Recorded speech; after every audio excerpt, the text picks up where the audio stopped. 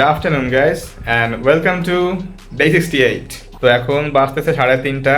এতক্ষণ যাবত তোমার বিছানায় শুয়ে কিছু কাজ বাজ করতেছিলাম, মানে উঠতে মন চাচ্ছিল না। পরে তোমার কি বলবো, যেহেতু তোমার ভিডিও শুট করা লাগবে তো বাধ্য হয়েই একান্ত তোমার উঠে এসে পরে ভিডিও শুট করতেছি। এখন আমি আজকেরা ঘরের কাজ বাজ সবকিছু আগে হয়ে গেছিলো, নামাজ কালাম, পরে হচ্ছে তোমার একটু টাইম পাইছি, মোটামুটি 2:30টার মধ্যে সব আমার কাজবাজ শেষ। 1 ঘন্টা যাবত কাজবাজ করতেছিলাম। আকাশে একটু আগে মেঘ ছিল, বাট এই মুহূর্তে একটু একটু রোদ দেখা যাচ্ছে। তা অতটাও আসলে ধরার মধ্যে না, তোমাদেরকে দেখাচ্ছি। ওকে, ওয়েল, এই দেখো, রোদ আছে একটু একটু, বেশি না, তেমন আসলে কড়া রোদ না, মানে মেঘে ঢাকা আছে একটু একটু। আর ওই দিকে মানে তোমার ওই সাইডটাতে সম্পূর্ণ মানে আরো 1 ঘন্টা আগে ভালোই অন্ধকার ছিল, বাট এখন আবার মানে নর্মাল হয়ে গেছে। ভাবছিলাম একটু বৃষ্টি মিষ্টি কিছু একটা হবে, বাট দেখে তো এখন আর কিছু মনে হচ্ছে না। আর গাইজ, ভালো কথা, আমরা যে কালকেরা টি শার্টের যে ভিডিওটা করলাম ওটা কিন্তু এখনো আমরা আপলোড দেই নাই। ইভেন ওটার সম্পূর্ণ এডিটিং এর কাজ বাজ এখনো হয় নাই, বাকি আছে। ঠিক আছে, কালকেরা আমি রাতে করে পারিনি কাজের চাপের জন্য, আপলোড দেই নাই। কারণ হচ্ছে তোমার ওটা আমার সম্পূর্ণ এডিট করতে করতে বেশ ভালোই রাত হয়ে যেত। আর ওই টাইমে যদি তোমার আপলোড করতামও এডিট মিডিট সব কিছু করে, তাও মনে করো যে কাঙ্ক্ষিত রিচটা আসতো না। কারণ বাংলাদেশে ওইটা আইডিয়াল টাইম না। ইউজুয়ালি বাংলাদেশে হয় কি, 10টার পরে থেকে রাত 9টা বা 8টার পরে মানে পোস্টে তেমন একটা তোমার মানে রিচ হয় না খুব একটা। ঠিক আছে, যদি তেমন হিউজ পরিমাণ ফলোয়ার তোমার না থাকে, সেক্ষেত্রে আমাকে সবসময় তোমার পোস্টের টাইম স্কেডিউলটা মেনটেন করতে হয়, যে কখন দেওয়া ভালো হবে কখন দেওয়া ভালো হবে না। তো এর জন্য ওটা আসলে অ্যানালাইসিস করে আমরা কালকে রাত তোমার ওটা আপলোড দেইনি। আর এখন হচ্ছে তোমার এডিট করে ওটা আপলোড দিয়ে দিব। আর আমার যাবতীয় প্ল্যানিং বা রুটিন মেক করা বলো কাজ বাজ আমি করে ফেলছি। ঠিক আছে, তো এখন এই মুহূর্তে আমার কাছে মেইন কাজটা হচ্ছে ওইটা এডিট করা, আপলোড করা। গ্যাস, তো এখন আশপাশ থেকে ভালো সাউন্ড আসতেছে। ঠিক আছে, দিনে দুপুরে আসলে এখানে টুকটাক শব্দ হইতেই থাকে, তো যেটা খুবই অ্যানোয়িং।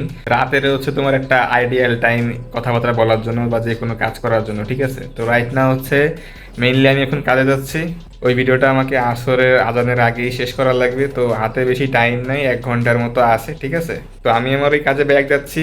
তোমরা ভিডিওটা এনজয় করো, আর দেখা হচ্ছে একবারে রাতেরে।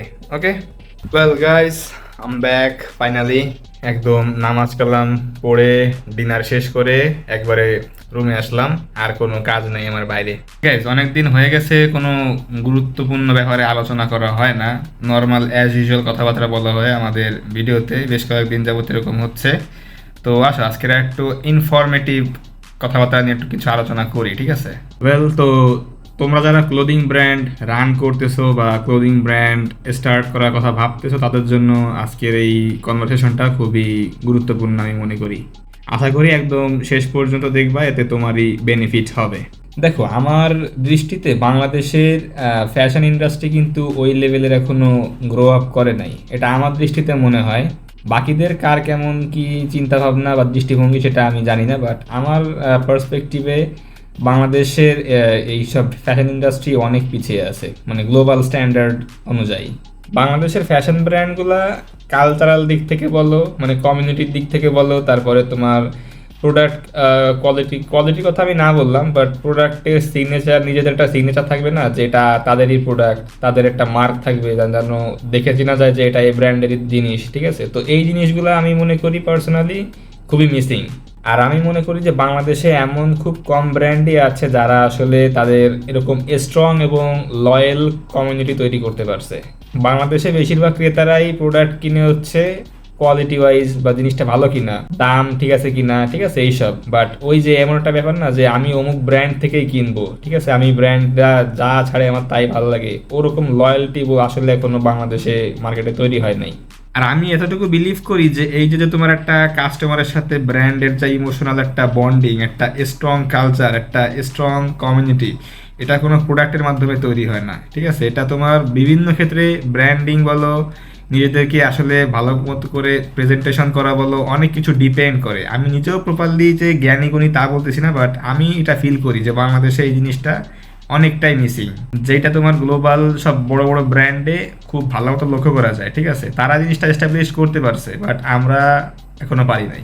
তো এতক্ষণ তোমাদেরকে আমি আইডিয়া দিছি বাংলাদেশের ফ্যাশন ব্র্যান্ডের বর্তমান প্রেক্ষাপট সম্পর্কে।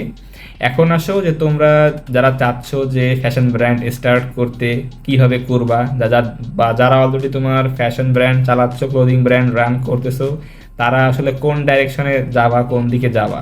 তো সেই বিষয়ে তোমাদেরকে আমি একটু হলেও ক্ল্যারিটি দেওয়ার চেষ্টা করব।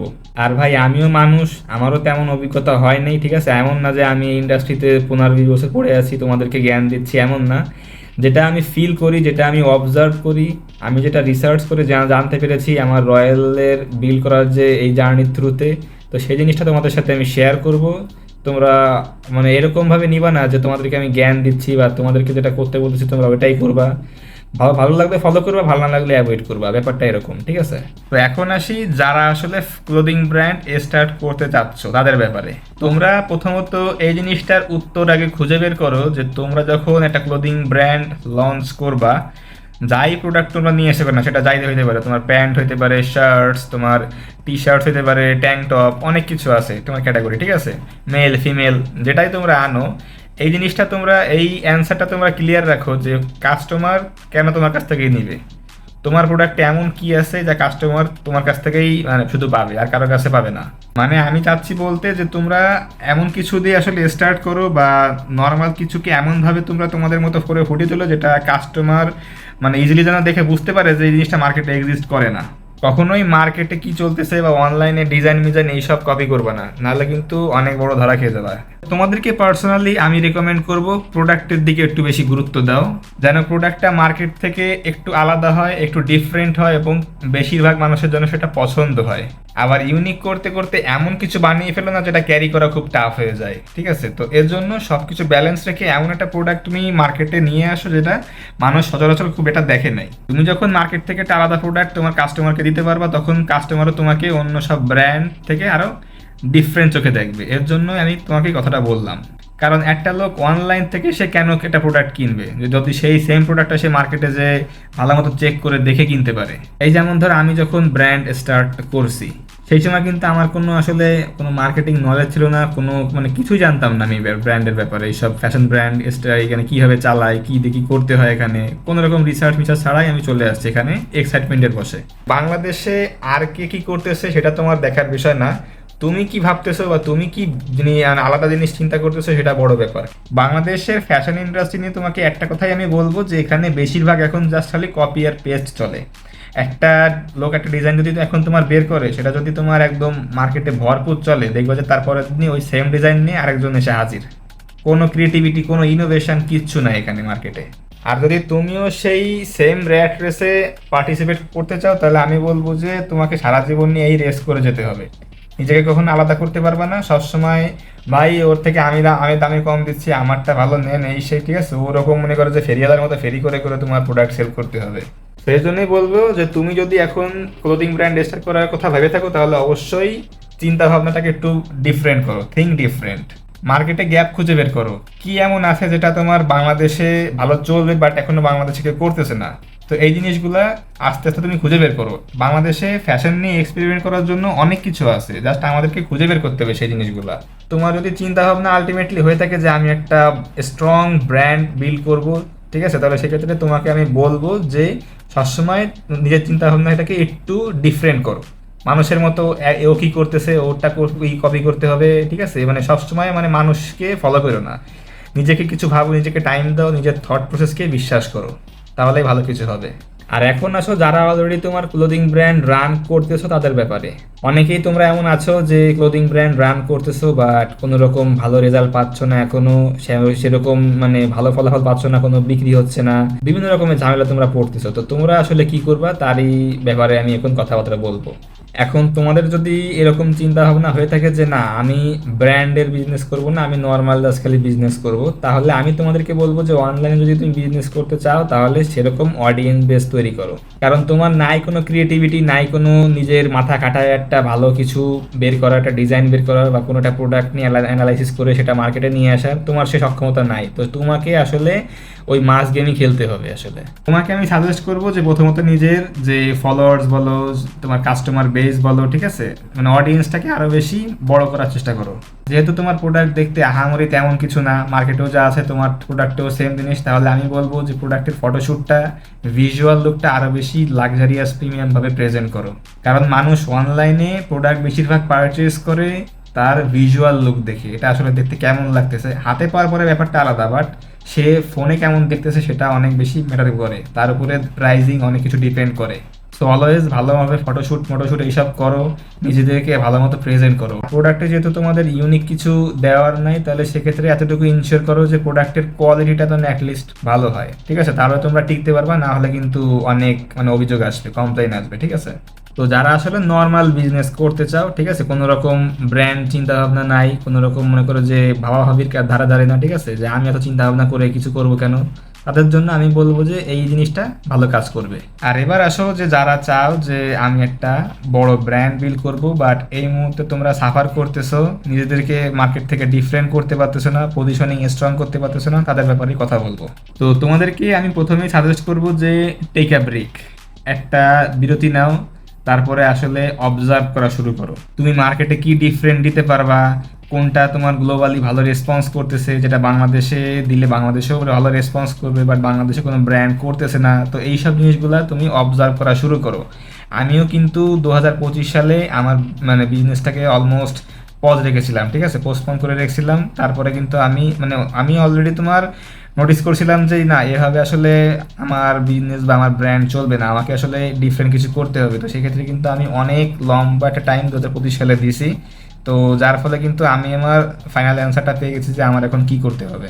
আমার এখন সে ক্ল্যারিটি আছে যে আমি সামনে কি করব, আমার প্রোডাক্টটা কেমন হবে, আমার ব্র্যান্ড কালচার মালচার এভরিথিং কেমন হবে, সে বিষয়ে আমার অলরেডি বেশ ভালো আইডিয়াই আছে। তোমার অবস্থা কিন্তু বলতে গেলে আমার মতো, কারণ আমি কিন্তু রানিং ব্যবসা তোমার বন্ধ করে আমি বিষয়টা ভাবছি। তো তোমারও তো রানিং ব্যবসা, তোমারও কিন্তু সেম জিনিসটা করার লাগবে, কারণ তুমি একদিকে প্রোডাক্ট বেচতেছো আবার এই ভাবতেছো, এটা কিন্তু কখনোই সম্ভব না। তোমাকে ডিফারেন্ট কিছু ভাবার জন্য তোমাকে নিজেকে টাইম দেওয়া লাগবে, ভাবতে হবে, মার্কেট রিসার্চ করতে হবে। তুমি প্রোডাক্ট বেচাকালীন তুমি এইসব কাজবাজ করতে পারবে না। তো আমি বলবো তোমাকে সাময়িক সময়ের জন্য হলো বিজনেসটাকে একটু হলেও মানে পজ রাখো, স্টপ রাখো। তোমার প্রোডাক্ট মানুষ কেন কিনবে, কারা কিনবে, সব বিষয়ে মানে অ্যান্সারগুলো তুমি ফাইন্ড আউট করো। মার্কেটে এমন কিছু জিনিস দেওয়ার ট্রাই করো যেন কাস্টমার দেখা মাত্রই বলে যে yes this brand is doing something else. এবং ভিজুয়াল, স্টোরি টেলিং সব কিছু রাখো তোমার টপ নচ একদম। যেহেতু তুমি তোমার অনলাইন পেজের মাধ্যমে বিজনেসটা করতেছো, তো সেক্ষেত্রে এতটুকু ইনশিওর করো যে তোমার পেজটা যেন দেখতে একদম অ্যাজ ইউজুয়াল লোকাল কিছু না লাগে, একটু প্রিমিয়াম যেন লাগে দেখতে। পেজটাকে তোমার যত প্রফেশনাল লুক দেওয়া যায় ততটুকু প্রফেশনাল লুক দাও। যেসব সোশ্যাল প্রুফ বা এভিডেন্স দিলে কাস্টমার মনে করে যে ইয়াস এটা আসলেই একটা প্রফেশনাল পেজ, এখান থেকে ভালো কিছু এক্সপেক্ট করা যায়। ওভারঅল ভিজুয়ালি যেন মনে হয় যে খুব ট্রাস্টেড এবং প্রিমিয়াম কিছু, ঠিক আছে, এমন কিছু করো পেজে যেন এই জিনিসগুলা তোমার পেজের মধ্যে থাকে। তাহলেই দেখবা ইনশাল্লাহ আস্তে আস্তে তুমি অন্য সব ব্র্যান্ড থেকে নিজেকে ডিফারেন্সিয়েট করতে পারবা, না হলে তুমি ওই ভিড়ের মধ্যে পুরো মিশে যাবা, তোমাকে কেউ খুঁজে পাবে না। তো ওভারঅল আমি বলবো যে 2026 সালে এসে যদি তুমি একটা ব্র্যান্ড ক্রিয়েট করার চিন্তা ভাবনা করে থাকো, যেটা বাংলাদেশে এখনো পর্যন্ত এরকম কিছু এক্সিস্ট করে না, তো সেক্ষেত্রে তোমাকে আসলে মানে চিন্তা ভাবনা করতে হবে পুরো ডিফারেন্ট কিছু ভাববা, তাহলে ডিফারেন্ট কিছু তৈরি হবে, না হলে সবকিছুই ওই অ্যাজ ইউজুয়াল গাঁট বাঁধা মানে ব্র্যান্ডের মতো তৈরি হয়ে যাবে। ওয়েল, তো আশা করি তোমরা তোমাদের উত্তরটা পেয়ে গেছো এবং আই হোপ তোমাদের এই কথাবার্তা আলোচনার মাধ্যমে অনেক উপকার হয়েছে। আশা করি তোমরা তোমাদের প্ল্যানগুলা পারফেক্টলি এক্সিকিউশন করতে পারবা। ওয়েল গাইস, তো আজকের ভিডিওটা এখানেই ইন করতেছি, কেননা ভিডিওটা অলরেডি তোমার 20 মিনিট ক্রস করে গেছে। ভাবছিলাম তোমার আলোচনাটা একটু শর্ট রাখতে, বাট তা তো আর হইলো না, উল্টো আরো বড় হয়ে গেল। ওয়েল গাইস, তো আশা করি আজকের নেগোসিয়েশনটা তোমাদের অনেক হেল্পফুল ছিল। ওকে, যদি ভালো লাগে ফলো করো ভাই, যদি তোমার মনে হয় যে না তোমার জন্য পারফেক্ট না, তাহলে অ্যাভয়েড করে যাও, নো প্রবলেম। তো ভিডিওটা আজকের আমি এখানেই ইন করতেছি, তোমাদের সাথে আমার দেখা হচ্ছে ইনশাল্লাহ আগামীকাল। সবাই ভালো থাকো, সুস্থ থাকো এবং নিজের খেয়াল রাখো। ওকে, আল্লাহ হাফেজ।